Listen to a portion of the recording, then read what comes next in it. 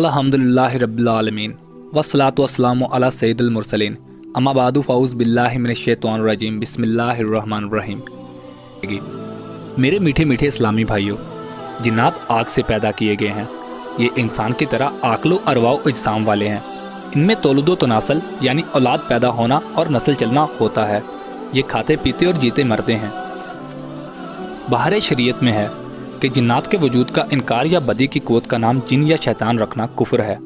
जो लोग मुसलमान होने का दावा करने के बावजूद जिन्नात के वजूद का इनकार कर देते हैं, इनकी खिदमत में अर्ज़ है कि कुरान पाक में तकरीबन 26 मकामात पर जिन्नात का तज़किरा है और सूरतुल रहमान में इरशाद बारी ताला है।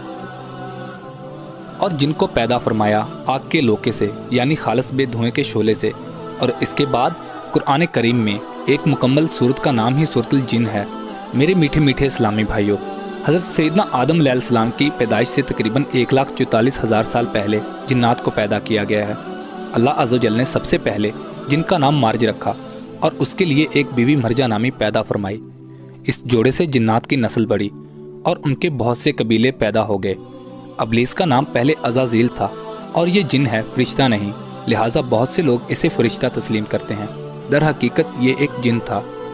अबलीस ने भी एक जिन से शादी कर ली। इसकी भी बहुत नस्ल चली। अलगर्ज जिन्नात की तादाद बहुत बढ़ गई।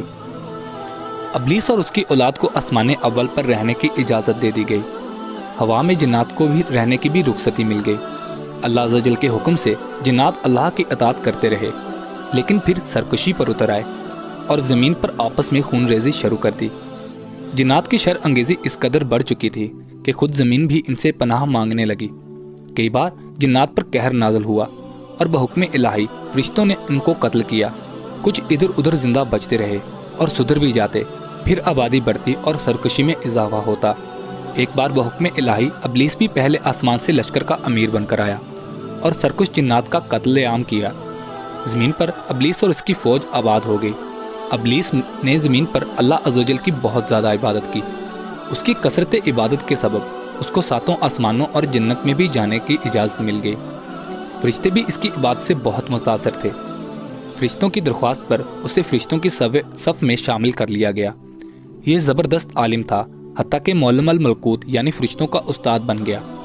इतनी नवाजिशों और नेमतों पर शुक्रगुजार बंदा बनने की बजाय अबलीस मगरूर हो गया और उसने हज़रत सैयदना आदम अलैहिस्सलाम को सजदा करने से इनकार कर दिया और काफिर हो गया।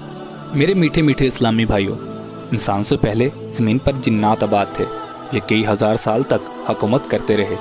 आसमान पर आते जाते थे, ज़मीन की फसलों से फ़ायदा उठाते थे। फिर इन्होंने ज़मीन पर कत्लो गारत शुरू कर दी। इनकी खून रेजी की वजह से अल्लाह ताला ने फरिश्तों को हुक्म दिया कि जिन्नात को ज़मीन से दूर करो ताकि ज़मीन इनके फसाद से पाक हो जाए। अल्लाह के हुक्म सुनते ही फरिश्तों ने जिन्नात को मार मार कर पहाड़ों, जंगलों और जजीरों में पहुंचा दिया। अबलीस यानी शैतान भी इनमें शामिल था।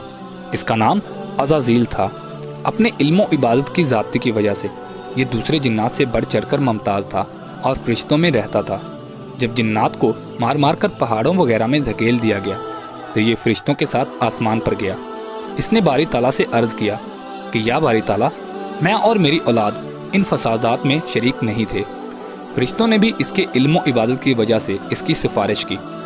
इस तरह ये फरिश्तों की मार से महफूज रहा और इससे जंगलों और पहाड़ों की तरफ धकेला ना गया।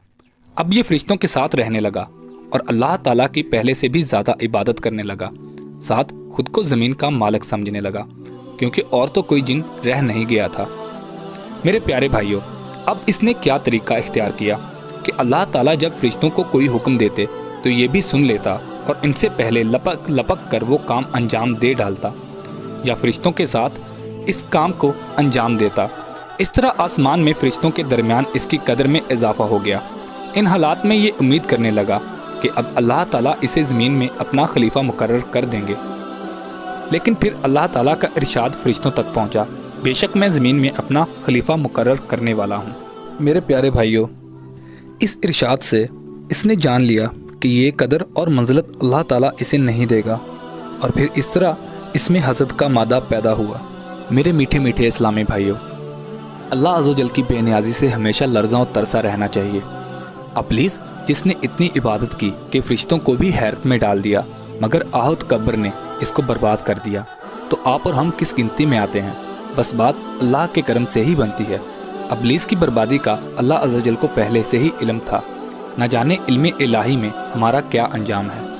ہم اللہ عز و جل سے اس کی رحمت کی بھیک مانگتے ہیں۔ میرے پیارے بھائیوں، ہے پاک رتبہ فکر سے اس بے نیازی کا، کچھ دخل عقل کا ہے نہ کام امتیاز کا۔